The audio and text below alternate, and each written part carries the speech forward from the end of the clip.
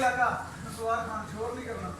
मानो जरा थोड़ा जिहा जेंटलमैन बन जा भाई लड़के बंदर थोड़ा जिहा तैयार हो जाता मानो उधर हो जा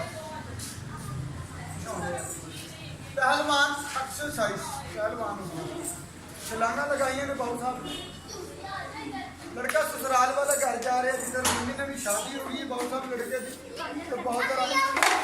ससुराल वाला घर चलना है जेंटलमैन बन के जा रहा है तेरा डांस लगा के जाना भाई डिस्को डांस हो गई देखो कैसे डांस हो गई मानो गाड़ी जा रही है इधर मोटरसाइकिल जा रही है इस्लामाबाद में उधर छोटे हो जाना पास में जा रही है लड़का गुस्सा कर जाता है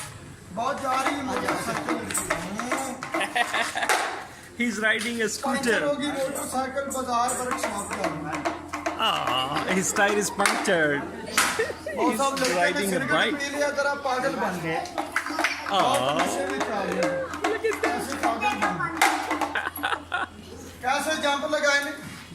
ससुराल के खाने तैयार हो गए ने आटे तैयार हो गए और लड़के की ससुराल को गुस्सा आ गया कि डंडा मार के लड़के की टांग तोड़ दी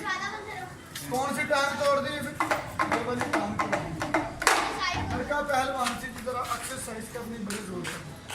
ना तेरा छोटे बकरे तू भी सामने आ जाओ बच्चे तू भी एक बेजुबान जानवर है इंसान नहीं हो माले सबने आ जा चक्कर लगा के जरा बता दे कि सब दुनिया का कौन मालिक है कौन वारिस है गरीब और अमीर को रोजी रिज़्क़ देने वाला कौन है बेजुबान जानवर है खड़ा के बता बच्चे अल्लाह का नाम लिए मुसलमान नमाज पढ़ता है सजदा अल्लाह को करता है